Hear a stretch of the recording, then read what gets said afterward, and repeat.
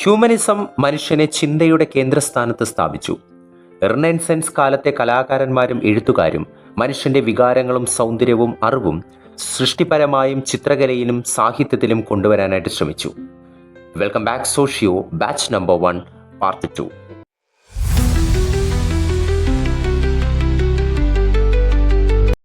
Renaissance എന്ന വലിയ ബൗദ്ധിക സാംസ്കാരിക നവോത്ഥാനം ഇറ്റലി പോലുള്ള ഒരു രാജ്യത്തിൽ ആരംഭിച്ചതിന് പലതരത്തിലുള്ള കാരണങ്ങളുണ്ടായിരുന്നു. ഇത് 1-2 ദിവസങ്ങൾ കൊണ്ട് സംഭവിച്ചതല്ല. ട്രേഡ് ആയാലും wealth, knowledge, classical heritage and social changes എന്നിവയെല്ലാം ഒരുമിച്ച് ചേർന്നാണ് റിനൈസൻസ് അല്ലെങ്കിൽ നവോത്ഥാനം രൂപപ്പെട്ടത്. ഇറ്റലിയിലെ തന്നെ പ്രധാനപ്പെട്ട നഗരങ്ങളായിട്ടുള്ള ഫ്ലോറൻസ്, വെനീസ്, ജനോവ, മിലാൻ പോലുള്ള നഗരങ്ങൾ വളരെ സമ്പന്നമായിരുന്നു. ഇവ മെഡിറ്ററേനിയൻ സീ വഴിയുള്ള ഇന്റർനാഷണൽ ട്രേഡിൽ പ്രധാനപ്പെട്ട പങ്ക് വഹിച്ചു. അതുകൊണ്ട് തന്നെ ഇതുവഴി spices, silk, gold and luxury goods എന്നിവയുടെ വ്യാപാരത്തിലും വലിയ സമ്പത്ത് ഈ നഗരങ്ങളിൽ എത്തിച്ചേരുന്നതിന് കാരണമായിട്ട് മാറി. വ്യാപാരം നഗരങ്ങളെ സമ്പന്നമാക്കി. സമ്പത്ത് കാലത്തും വിദ്യാഭ്യാസത്തിന് വളരെയധികം പ്രാധാന്യം നൽകി. The merchants become powerful. They spend money on libraries, school, painting, sculptures, architecture. ഇങ്ങനെ എക്കണോമിക്കൽ പ്രോസ്പെരിറ്റി ക്രിയേറ്റ് ചെയ്യുന്ന എല്ലാ കാര്യങ്ങളിലും അവർ നേതൃത്വം നൽകി. അങ്ങനെ ഒരു നവോത്ഥാനത്തിന് തുടക്കം കുറിക്കുന്നതിന് കാരണമായിട്ട് മാറി. മറ്റൊരു പ്രധാനപ്പെട്ടതായിരുന്നു ബാങ്കിംഗ് സിസ്റ്റം എന്നറിയപ്പെടുന്നത്. ഫ്ലോറൻസിൽ തന്നെ മെഡീസി ഫാമിലീസ് എന്ന ബാങ്കിംഗ് കുടുംബം വളരെയധികം ശക്തമായിരുന്നു. They gave the loans to king, the merchants and even support artists and scholars. അവര് പാട്രണോജ് എന്ന പേരിലായിരുന്നു അറിയപ്പെട്ടിരുന്നത്.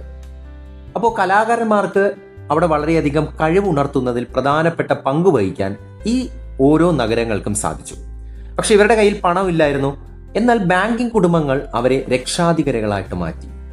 Without financial support, the many Renaissance artists could not have created their masterpiece. അതുകൊണ്ട് പറയാം, banking did not produce art directly, it made art possible. ഇതേപോലെ തന്നെ മറ്റൊരു സംഭവമായിരുന്നു നമ്മൾ നേരത്തെയൊക്കെ പഠിച്ചതുപോലെ, നമ്മൾ ഫസ്റ്റ് പാർട്ടിലേക്ക് നമ്മൾ മെൻഷൻ ചെയ്തതുപോലെ കിഴക്കുമായിട്ടുള്ള ബന്ധം. ആ കിഴക്കുമായിട്ടുള്ള ബന്ധം ഏറ്റവും പ്രധാനമായിട്ട് ഉണ്ടായത് നമ്മൾ പഠിച്ചിട്ടുണ്ടായിരുന്നു കുരിശ് യുദ്ധങ്ങൾ എന്നറിയപ്പെടുന്നത്, ക്രൂസിഡേഴ്സ്. അപ്പൊ ക്രൂസിഡേഴ്സ് വഴി യൂറോപ്യൻ ഈസ്റ്റിലേക്ക് യാത്ര ചെയ്തു. അവർ അവിടെ നിന്ന് കൊണ്ടുവന്നത് വെറും സാധനങ്ങളല്ല, ഐഡിയാസ് ആൻഡ് നോളജ് കൂടിയായിരുന്നു. അവർ സയൻസിനും മെഡിസിനും മാത്തമാറ്റിക്സിനും ആസ്ട്രോണമിക്കും അറബിക് ട്രഡീഷൻ ഓഫ് ഗ്രീക്ക് വർക്കിനും വളരെയധികം പ്രാധാന്യം നൽകി. സോ റിനൈസൻസ് എന്നറിയപ്പെടുന്നത് was not the birth of knowledge, it was a rebirth of forgotten knowledge. അതുകൊണ്ട് തന്നെ ഒരു പൈതൃകത്തിന്റെ പുതിയ സ്വാധീനം ഇറ്റലിയിൽ കൊണ്ടുവരാനായിട്ട് മറ്റു തരത്തിലുള്ള രാജ്യങ്ങൾക്ക്, പ്രത്യേകിച്ച് കിഴക്കായാലും മെഡിറ്ററേനിയൻ സീയുടെ ഭാഗമായിട്ടുള്ള സ്ഥലങ്ങളായാലും അല്ലെങ്കിൽ രാജ്യങ്ങളായാലും അവർക്ക് സാധിച്ചിട്ടുണ്ട്, അല്ലെങ്കിൽ അവിടെയുള്ള ഓരോ വ്യക്തികൾക്കും സാധിച്ചിട്ടുണ്ടെന്ന് പറയാം. സോ അതേപോലെ തന്നെയാണ് സ്റ്റാച്യൂസുകൾ, ഇൻസ്ക്രിപ്ഷനുകൾ, പുതിയ പുതിയ പുസ്തകങ്ങൾ, ടെമ്പിൾസ്, പബ്ലിക് ബിൽഡിങ്സ്, ഇതുപോലെ പലതരത്തിലുള്ള പൈതൃക ബിൽഡിങ്സുകൾ അല്ലെങ്കിൽ പലതരത്തിലുമുള്ള കെട്ടിട സമുച്ചയങ്ങൾ ഓരോ സ്ഥലങ്ങളിലായിട്ട്, ഓരോ നഗരങ്ങളിലായിട്ട് ഇറ്റലിയിൽ ഉയർന്നു പൊങ്ങുന്നതിന് കാരണമായിട്ട് മാറി. And human reason, beauty, balance, logical, individual achievement, ഇതിൽ നിന്നാണ് ഹ്യൂമനിസം എന്നറിയപ്പെടുന്ന അല്ലെങ്കിൽ മാനവികത എന്നറിയപ്പെടുന്ന വലിയൊരു ശാസ്ത്രത്തിന് അല്ലെങ്കിൽ വലിയൊരു സാമൂഹ്യ ഘടനയ്ക്ക് അവിടെ പ്രാധാന്യം വന്നു തുടങ്ങിയത്. So humanism means is giving important to human being, human dignity, human intelligence and human potential. ഒരു ദൈവചിന്തയായിട്ടുള്ള സാഹചര്യങ്ങളിൽ നിന്ന് മനുഷ്യ കേന്ദ്രീകൃതമായിട്ടുള്ള ഒരു സാഹചര്യങ്ങളിലേക്ക്, അവന്റെ ഇന്റലിജന്റിലേക്ക്, അവന്റെ ബുദ്ധിശക്തിയിലേക്ക്, അവന്റെ പൊട്ടൻഷ്യലിലേക്ക്, അവന്റെ കഴിവുകളിലേക്ക് മാറുന്നതിന് അല്ലെങ്കിൽ മാറ്റപ്പെടുന്നതിന് റിനൈസൻസിലൂടെ സാധിച്ചു. അതുപോലെ തന്നെയാണ് പ്ലേഗിന്റെ കടന്നുവരവ്. പ്ലേഗ് മൂലമുണ്ടായ തൊഴിൽ ക്ഷാമം ഫ്യൂഡൽ വ്യവസ്ഥയുടെ തകർച്ചയ്ക്കും പുതിയ ഇടത്തരം വർഗത്തിന്റെ ഉദയത്തിനും കാരണമായി. മൊത്തത്തിൽ സമ്പത്തും വ്യാപാരവും അറിവും പൈതൃകവും മാറ്റത്തിനുള്ള തയ്യാറെടുപ്പും ഒരുമിച്ചെത്തിയപ്പോൾ ഇറ്റലി നവോത്ഥാനത്തിന്റെ ജന്മഭൂമിയായി. ഇതിനുശേഷം ഇതുമാത്രമല്ല, ഒരു ജന്മഭൂമിയായി മാറിയതുപോലെ തന്നെ കലയ്ക്കും ശാസ്ത്രത്തിനും മറ്റു തരത്തിലുള്ള എല്ലാ കാര്യങ്ങൾക്കും ഒരു പ്രധാനപ്പെട്ട നഗരമായി ഇറ്റലി എന്നറിയപ്പെടുന്നത് യൂറോപ്യൻ രാജ്യത്തിൽ ഒരു പ്രധാനപ്പെട്ട നഗരമായിട്ട് മാറി. നവോത്ഥാന കാലഘട്ടത്തിൽ തന്നെ ഉയർന്നു വന്ന ഏറ്റവും പ്രധാനപ്പെട്ട ഒരു ഘടകമായിരുന്നു ചിത്രകലയുടെ സ്വാധീനം എന്നറിയപ്പെടുന്നത്. ചിത്രങ്ങളുടെ സ്വാധീനം അത് മനുഷ്യന്റെ യഥാർത്ഥ രൂപത്തെ വരച്ചുകാട്ടി. യഥാർത്ഥ ചിത്രങ്ങൾ, പ്രകൃതിയുടെ സൗന്ദര്യം, യാഥാർത്ഥ്യബോധത്തോടുള്ള മനുഷ്യ ശരീരങ്ങൾ, ഇതെല്ലാം ചിത്രകലയുടെ വൈവിധ്യം മാനവികതയിൽ ഉയർത്തുന്നതിന് കാരണമായിട്ട് മാറി. 3D പിക്ചറിന് തുല്യമായിട്ടുള്ള അല്ലെങ്കിൽ അങ്ങനെ നിറങ്ങളോട് കൂടിയിട്ടുള്ള ചിത്രങ്ങൾ ആ കാലഘട്ടങ്ങളിൽ ഉയർന്നു വന്നു. മനുഷ്യ ശരീരത്തിന്റെ കൃത്യമായിട്ടുള്ള ചിത്രീകരണം, മനുഷ്യ ശരീരഘടന കൃത്യമായിട്ട് മനസ്സിലാക്കി വരച്ചു.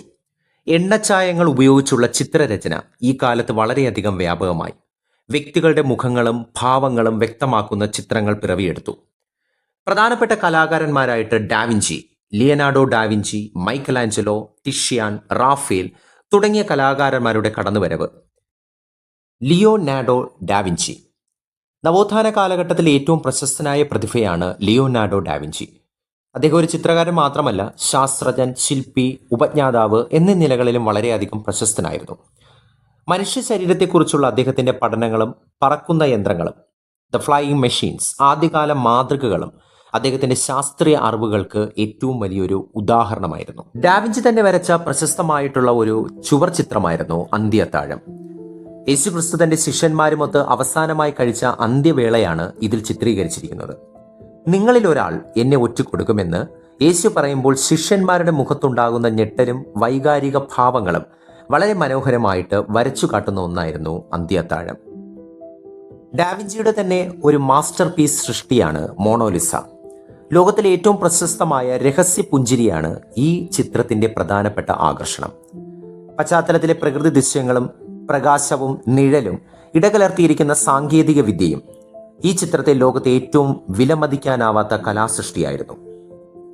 ചിത്രകലയിലെ ഏറ്റവും പ്രധാനപ്പെട്ട മറ്റൊരു മാറ്റങ്ങളായിരുന്നു പ്രകൃതി ദൃശ്യങ്ങൾ, വ്യക്തിചിത്രങ്ങൾ എന്നിവയുടെ വികസനം. ആദർശ രൂപങ്ങൾക്ക് പകരം യഥാർത്ഥ മനുഷ്യരൂപങ്ങൾ ചിത്രീകരിച്ചു. ഇതിലെ ഏറ്റവും പ്രധാനപ്പെട്ടതാണ് എണ്ണച്ചായങ്ങളുടെ വരവ്. എണ്ണച്ചായങ്ങൾ, അതായത് ഓയിൽ പെയിന്റിങ്ങുകൾ ഉപയോഗിച്ചു തുടങ്ങിയതിലൂടെ കൂടുതൽ മനോഹരവും ദീർഘകാലം നിലനിൽക്കുന്നതുമായിട്ടുള്ള ചിത്രങ്ങൾ വന്നു തുടങ്ങി. അതുപോലെ തന്നെ ഈ എണ്ണച്ചായങ്ങൾ ഉപയോഗിക്കുന്നതിലൂടെ തന്നെ വളരെ തിളക്കമേറിയ പിക്ചറുകൾ അല്ലെങ്കിൽ ചിത്രങ്ങൾ ആ കാലഘട്ടങ്ങളിൽ വളരെയധികം വർദ്ധിക്കുന്നതിന് കാരണമായിട്ട് മാറി. അങ്ങനെ ചിത്രകല എന്നറിയപ്പെടുന്നത് മാനവിക വികസനത്തിന് അല്ലെങ്കിൽ ഒരു മാനവികതയുടെ വികസനത്തിന് വളരെ വലിയൊരു മാറ്റങ്ങൾ കൊണ്ടുവരുവാനായിട്ട് ഇറ്റലി പോലുള്ള രാജ്യങ്ങൾക്ക് സാധിച്ചു. ചിത്രകലയെ പോലെ തന്നെ എടുത്തു പറയേണ്ട നവോത്ഥാനത്തിലെ ഏറ്റവും പ്രധാനപ്പെട്ട ഒരു കലാസൃഷ്ടിയായിരുന്നു സാഹിത്യം എന്നറിയപ്പെടുന്നത്. സാഹിത്യത്തെക്കുറിച്ച് പറയുമ്പോൾ നമുക്ക് എടുത്തു പറയേണ്ട ഒരു വ്യക്തിയാണ് മാനവികതയുടെ പിതാവ് എന്നറിയപ്പെടുന്ന പെട്രാക്ക്. ഫ്രാൻസിസ്കോ പെട്രാക്ക് എന്നറിയപ്പെടുന്ന വ്യക്തി ഇറ്റാലിയൻ നവോത്ഥാന കാലഘട്ടത്തിലെ മാനവികതാവാദത്തിന്റെ മുഖ്യ ശില്പികളിൽ ഒരാളായി അറിയപ്പെടുന്നു. ദൈവിക ചിന്തകളിൽ മാത്രമായി ഒതുങ്ങി നിന്നിരുന്ന മധ്യകാല ചിന്താഗതികളിൽ നിന്ന് മനുഷ്യന്റെ വികാരങ്ങൾക്കും ചിന്തകൾക്കും വ്യക്തി സ്വാതന്ത്ര്യത്തിനും അദ്ദേഹം തൻ്റെതായിട്ടുള്ള സാഹിത്യ രചനകളിലൂടെ പ്രാധാന്യം നൽകി. അദ്ദേഹം മാത്രമല്ല, ഡാൻഡെ അലിഗിരി ആയാലും ജിയാനോ ബൊക്കാച്ചിയോ ആയാലും അതുപോലെ തന്നെ നിക്കാളോ മാക്യുവെല്ലി ആയാലും ഇവരെല്ലാം തന്നെ സാഹിത്യത്തിന് വളരെ വലിയൊരു പങ്ക് വഹിക്കുവാൻ ആ കാലഘട്ടത്തിലൂടെ സാധിച്ചിട്ടുണ്ട്. സാഹിത്യം ആ കാലഘട്ടത്തിൽ മനുഷ്യന്റെ കഴിവിനും വ്യക്തി സ്വാതന്ത്ര്യത്തിനും സാഹിത്യ രചനകൾ വളരെ വലിയൊരു പ്രാധാന്യം നൽകി. മധ്യകാലത്തിൽ നിലനിന്നിരുന്ന ആശയങ്ങളിൽ നിന്ന് സാഹിത്യം, അതായത് ദൈവികപരമായിട്ടുള്ള സ്കോളാസ്റ്റിസ്റ്റിക് സാഹിത്യം, മനുഷ്യന്റെ കഴിവിനും വ്യക്തി സ്വാതന്ത്ര്യത്തിനും സാഹിത്യ രചനകൾ വളരെ വലിയൊരു പ്രാധാന്യം നൽകി. ആ കാലഘട്ടത്തിൽ, അതായത് മധ്യകാലഘട്ടത്തിൽ തന്നെ നിലനിന്നിരുന്ന സ്കോളാസ്റ്റിക് ആശയങ്ങളിൽ നിന്ന്, അതായത് ദൈവികമായിട്ടുള്ള ആശയങ്ങളിൽ നിന്ന് സാഹിത്യ രചനകൾ മോചിതമാവുകയാണ് ചെയ്തത്. പുരാതന ഗ്രീക്ക് റോമൻ സംസ്കാരത്തിന്റെ സ്വാധീനം രചനകളിൽ വളരെയധികം വ്യക്തമായിരുന്നു. പ്രാദേശിക ഭാഷകളിൽ സാഹിത്യ രചനകൾ വർദ്ധിച്ചു. ദിനംപ്രതി വളർന്നു വരുന്ന സാഹിത്യ രചനകൾ മനുഷ്യന്റെ ഹൃദയങ്ങളിൽ തന്നെ അല്ലെങ്കിൽ ഒരു മാനവികതയുടെ മൂല്യം തന്നെ വളർത്തുന്നതിന് കാരണമായിട്ട് മാറി. മതേതരത്വം മാനവികതയും സാഹിത്യത്തിന്റെ മുഖ്യ ആശയങ്ങളായിട്ട് മാറി. ഗദ്യസാഹിത്യം ഈ കാലഘട്ടത്തിൽ ഏറെ പ്രചാരം നേടിയ ഒന്നായിട്ട് മാറി. സാഹിത്യം മൊത്തത്തിൽ സാംസ്കാരിക വികസനത്തിനും മാനവികതയുടെ പുതിയൊരു അധ്യായത്തിനും തുടക്കം കുറിക്കുന്നതിന് വളരെ വലിയൊരു പങ്ക് ഇറ്റലിയും യൂറോപ്പ് എന്നറിയപ്പെടുന്ന രാജ്യത്തിലും ഉണ്ടായിട്ടുണ്ട്. നേരത്തെ സൂചിപ്പിച്ചതുപോലെ തന്നെ സാഹിത്യ രചനയിൽ ഏറ്റവും കൂടുതൽ പങ്കുവഹിച്ച Dante, Petrarch, Machiavelli, Boccaccio, Divine Comedy എന്നറിയപ്പെടുന്ന വിഖ്യാത സാഹിത്യ രചനയിലൂടെ ഡാൻഡെ അലിഗിരി അദ്ദേഹം മനുഷ്യന്റെ പാപങ്ങളും പരിഹാരങ്ങളും മോക്ഷത്തിനുമായുള്ള യാത്ര അല്ലെങ്കിൽ അതിനെക്കുറിച്ചുള്ള കാര്യങ്ങൾ, അതിന്റെ ഉള്ളടക്കങ്ങൾ ഡിവൈൻ കോമഡി എന്നറിയപ്പെടുന്ന വിഖ്യാത കാവ്യത്തിലൂടെ അല്ലെങ്കിൽ സാഹിത്യ രചനയിലൂടെ രചിച്ചു. ഫ്രാൻസിസ്കോ പെട്രാക്ക് ആദ്യ കാലഘട്ടങ്ങളിൽ തന്നെ വ്യക്തിയുടെയും വികാരങ്ങൾക്കും വ്യക്തിഗത അനുഭവങ്ങൾക്കും മുൻതൂക്കം ലഭിച്ച കഥാമൂല്യം അല്ലെങ്കിൽ സാഹിത്യ രചനകൾക്ക് പ്രാധാന്യം നൽകിയ വ്യക്തിയായിരുന്നു പെട്രാക്ക് എന്നറിയപ്പെടുന്നത്. നിക്കോള മാക്കവെല്ലി ദ പ്രിൻസ് എന്നറിയപ്പെടുന്ന ഗ്രന്ഥം രചിച്ചതിലൂടെ രാജ്യത്തെ ഭരിക്കുന്നതും അധികാരം നിലനിർത്തുന്നതുമായിട്ടുള്ള പ്രധാന വിഷയത്തെക്കുറിച്ച് അദ്ദേഹം ചർച്ച ചെയ്തു. ഇവയൊക്കെ തന്നെ മാനവിക ചരിത്രത്തിൽ വ്യക്തി സ്വാതന്ത്ര്യത്തിന് അല്ലെങ്കിൽ വ്യക്തികൾക്ക് ഓരോ സമൂഹത്തിന് തന്നെ വളരെയധികം പ്രാധാന്യമുള്ള ഓരോ രചനകളായിട്ട് മാറുവാനായിട്ട് സാധിച്ചു. മാനവികതാ സാഹിത്യത്തിൽ പുരുഷന്മാർക്ക് മാത്രമല്ല കാസന്ദ്ര ഫ്രദർ പോലുള്ള വനിതാ സാഹിത്യ രചനകൾക്കും വളരെയധികം പ്രാധാന്യം നൽകിയിട്ടുണ്ട്. തങ്ങളുടെ മാനവികതയുടെ കഴിവുകളും വ്യക്തിപരമായിട്ടുള്ള ആശയങ്ങളും സമൂഹത്തിലേക്ക് കൊണ്ടുവരാനായിട്ട് അവർക്ക് സാധിച്ചു. ഇറാസ്മസ് പോലുള്ള വ്യക്തികൾക്കും ജെഫ്രി ചോസർ, തോമസ് മൂർ, അതുപോലെ തന്നെ സെർവാന്തസ്, ഫ്രാൻസിസ് റബേല തുടങ്ങിയ വിഖ്യാതമായിട്ടുള്ള പല സാഹിത്യകാരന്മാരും തങ്ങളുടെ കൃതികൾ രാജ്യത്തിലുടനീളം കൊണ്ടുവരികയും മാനവികതയുടെയും അവയുടെ പ്രാധാന്യം